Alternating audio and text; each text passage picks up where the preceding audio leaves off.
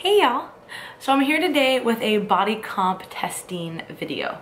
So if you saw my contest prep update video, it was pretty much weeks 1 through 5 and what we were doing, and then I talked about doing a body comp test because I did one initially at baseline. It was after 2 days of dieting actually, so it was on a Wednesday, and I thought I was going to do it last week, but it ended up not working out with me and Dr. Campbell's schedule and I was gone, so I just got it done yesterday. So it was officially a 2 days into dieting, and then it was 6 weeks and 4 or 5 days of 4 days of dieting. So 6 weeks, right? So we're gonna try to do it every 4 weeks. Again, kind of like with the vlogs, I wanted to do them every month, and I'm super OCD, so I wanted everything to be every month.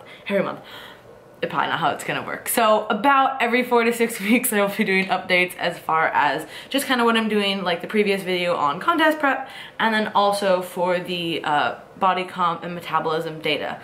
If you have any questions, and I mean any questions about body comp testing and my feelings on it, I will touch on it a little bit here, but please watch my body fat testing video. I posted some of my results just as kind of like oh look, here are my results and I'm gonna talk about it, and people were still asking me questions about things.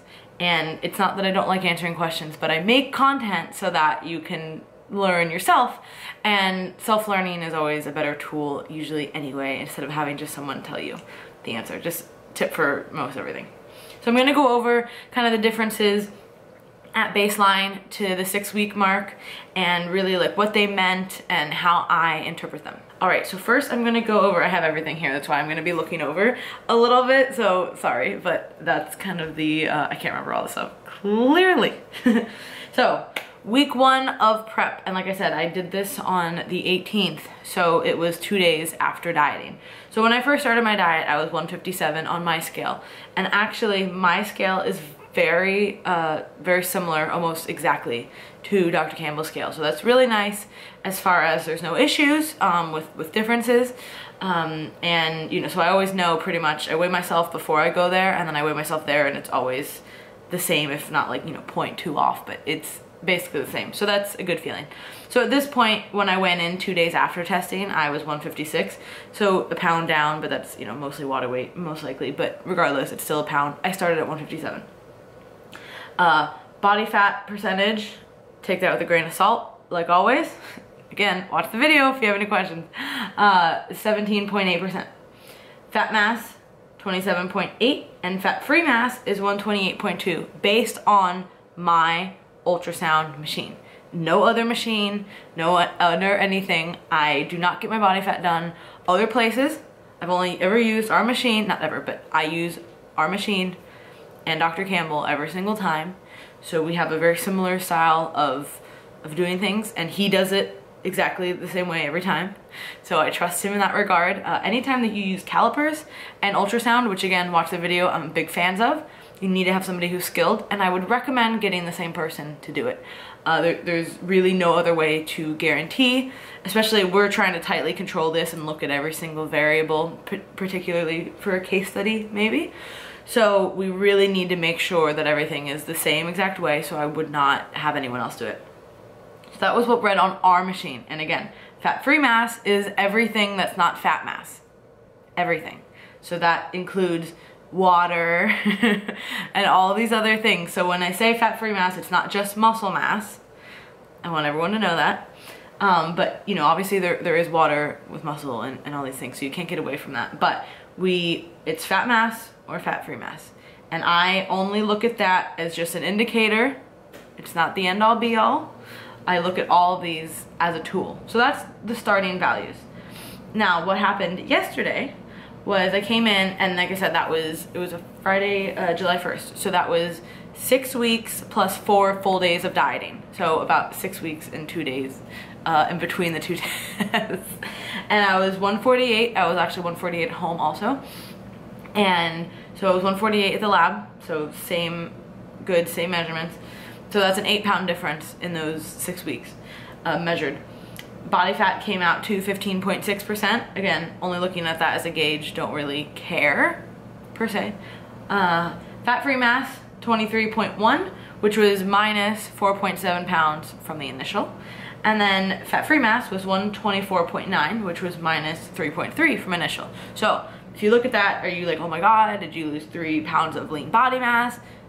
Per our machine, I have lost 3.3 pounds of fat-free mass, which is everything from muscle to water to anything that you are storing, glycogen, all these different things. So I did not, you know, I'm not too concerned about that. You're never going to see just fat decreases and no lean body mass decreases.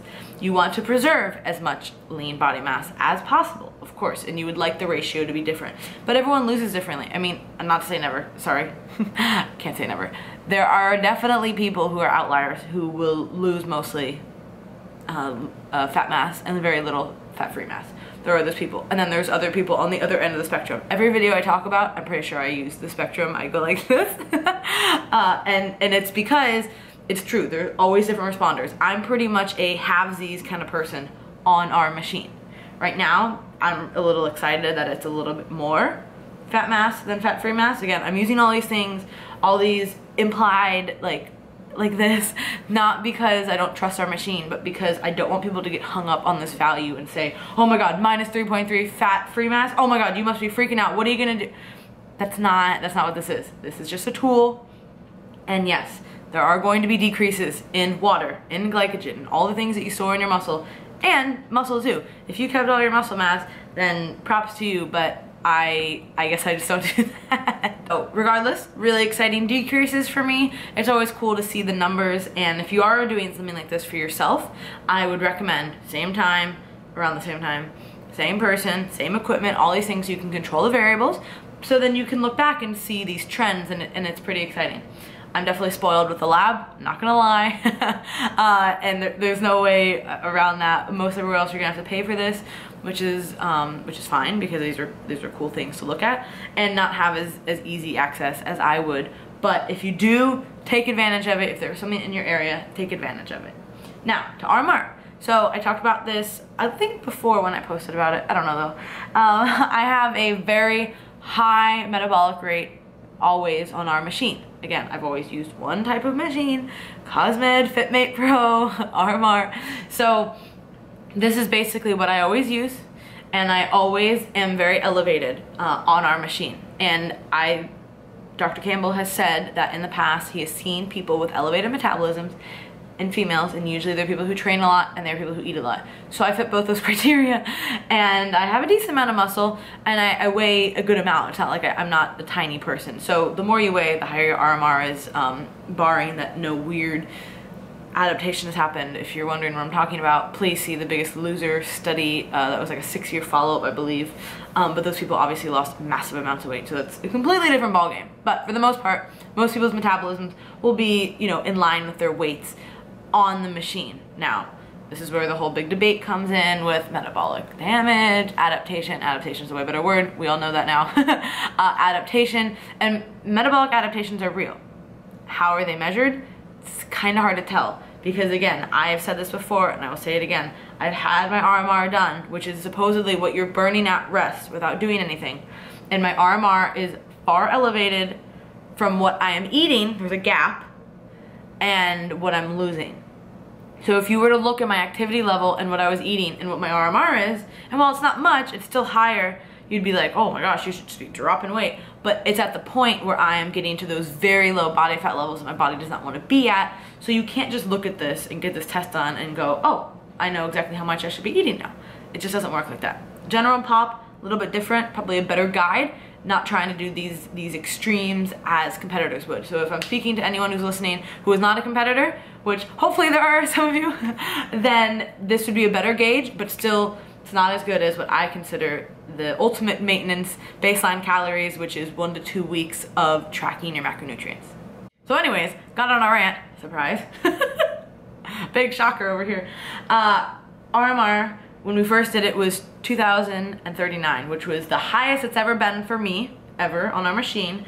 I think the highest before was about 1950, 1960 something. But this was the heaviest I'd ever been when we did our initial testing. So again, very normal for me to be high. I had taken a very long off season, which I had never had done, and then been tested whenever I started testing the fall of 2014, I had been continuously dieting. So at no point could my metabolism get up to this level previously. So maybe it was a high reading, or maybe that's just where I was at that point. And percent predicted, they do percent predicted based on all these different factors for the Harris Benedict, so it's 133% as of predicted. So then yesterday I got it, and again, I've been dieting now for 6+ weeks. I have lost weight, and these are not hard concrete values. I really just can't say that enough. So, because people still, and I think when I'm talking, I'm like, okay, people get it. They're probably like, stop, Lauren, we understand. But then I still get the comments on things. So I just really want to make it abundantly clear that this is not hard numbers that you have to take to the bank, okay? Just values. They're just values, and they're trends, and you look at them over time. So anyways, sorry, the last rant, I promise. 1760 was my measured RMR, which was 117% of predicted. So I'm still very elevated, and again, that's pretty normal. And that's kind of where I'm at. So it had a drop, but all the reasons that I just listed, that is normal. So you will see a drop as you diet. So it's gonna be cool to see how it drops, how much it drops, how much it comes back. And again, they're just values. I just look at the deltas of everything. Nothing is taken at face value. All right, so another thing that I really like doing, and Dr. Campbell also likes doing, is measurements. So there's a few things we really like about them. Is just the same thing with Skinfold. Like you're not putting it into a machine, not putting it into an equation. Okay, how much did your waist go down? And everyone has different ways of doing it, so it's kind of hard to report the numbers here because the way that he measures is different than the way that I measure as far as tightness and exact area. So as long as you are doing it consistently, it doesn't matter. Because again, I'm looking at the change. I want to see, did I lose an inch here, an inch and a half there? Did I go up? All these things are important. So for clients watching and for anyone else watching, it's really important to do it the same way every time and the same place every time. So even though Dr. Campbell's numbers are a little bit different than mine, it doesn't matter because the numbers don't matter, and it just matters the change. Kind of the theme of the video, right? So from testing 1 to testing 2, my waist has gone down about 0.75 to about 1 inches, so that's exciting. My glutes have gone down about the same amount too, which is sad, but obviously they're gonna go down. That's just kind of how that works. And then the glute fold, which is the tie-in kind of area, which is always an issue for me, has gone down about 1.5 inches. So that's really exciting. I'm probably most stoked about that one. And again, the numbers are a little bit different as far as what I get and what he gets, but we have different tape measures, we have different ways, tightnesses of holding it. But as long as you're doing it the same way and you're getting consistent results, you can look at the changes over time. Now the last thing I want to talk about is the actual body fat testing, right? So I told you about the numbers and everything, but how do we get those numbers? Because of these equations. So we have equations for the 7-site test, but I don't even really care so much about the stuff I told you in the beginning, like 15 whatever percent and all these different things, and that's the way that you calculate fat mass, fat-free mass, all these things. But I'm more interested in the actual millimeters and the sum of millimeters and how they're going down over time, right? So we do skin folds, talked about that in my other video, and Dr. Campbell has done many skin folds, and I trust him more than anybody to do them, and I think they're a great tool. We also use the ultrasound wand, which also reports in millimeters. So I've had this question several times. I think I addressed it in the last video, but I'll address it again, just in case. So with skin folds, you are pinching, right? And there are 2 layers now, 2 layers of my skin, right? When you do the ultrasound, you are simply using the wand and putting it over. So it makes sense that the skin folds are going to be higher than the ultrasound. Now, it's not always a perfect half, but if you look at most of my numbers, most of them are about half. Because there's some places, the chest is always funny for girls, I think because the way that the area is, and then if you're going to do the ultrasound, it can pick up some breast tissue, so it can be a little wonky on that area. That's like the only area that we really have issues with. Sometimes with the axilla too, just because of how, depending on how big you are, and if that's affecting it. But usually, obviously for guys, we don't have that issue because you guys don't have boobs. But if you do have boobs, that can be kind of a problem. Not a problem for the skin fold, a little bit of an issue for the ultrasound, but somebody who's done it enough will know how to work that. So those are the big things. So when I posted that and my numbers are almost double on the skin fold, that is super normal. And if it's not, then you have to kind of question, like, is something weird? We actually like using the skin fold as a tool to see, okay, here's the skin fold. We know that we're not messing this up. This isn't a machine. We're not relying on a machine. And then we do the ultrasound and kind of see. And again, it's not always perfect half. Sometimes it's a little bit more, sometimes it's a little bit less, but you get the idea that that's what we're going for. When I started the initial testing, the sum of my skin folds was 85 millimeters. And that is a 7-site test. That is chest, that's scapula, axilla, tricep, waist, which is basically right next to your belly button. Don't know why I call it waist. Hip, which is the, on the side area. It's, kind of the gross part right there. And then thigh. So those are the 7 sites. And we do that for the skin folds and for the ultrasound. So when I started, it was 85 millimeters. And then yesterday it was 65. So that's pretty exciting. 20 millimeters of, as far as the thickness total is down. I'm not going to bore everyone and go through all the numbers. If you're interested, you can look at my Instagram post that I put up yesterday. So that's for the skin folds. Now for the ultrasound, I started at 42.1. See how 85 to 42.1 seems a lot like half? So that's, again, not perfect number, but that is, what you should be seeing. Then yesterday it was 35.2. So I'm pretty excited that it went from 42 to 35, and the same for the skin folds, 85 to 65. So I know that I'm making progress. Obviously, I visually made progress. I know that. It's just cool to get the numbers and get the data, and since I have access to it, I like doing these things and educating people so we can see, at what point did I drop my calories, because I'm keeping notes of all that, like I told you guys in the video. So we'll be able to compare this at the end, like I know when I'm dropping calories, how much my weight has been changing, what have I been doing training-wise, cardio-wise, supplement-wise, and these snapshots in time, how has my body composition and metabolism responded to it. So last time I'm gonna say it, it's a delta value. You're looking at the changes. You're not looking at the hard number. So don't take that for more than what it's worth, all right? Get it done if you wanna do this kind of stuff, and then get it done again the same way, the same people, same testing, and then you'll have a cool data to look back at, and you can just see your changes over time. So thank you guys for watching. I will be sure to make another contest prep update video in a few weeks.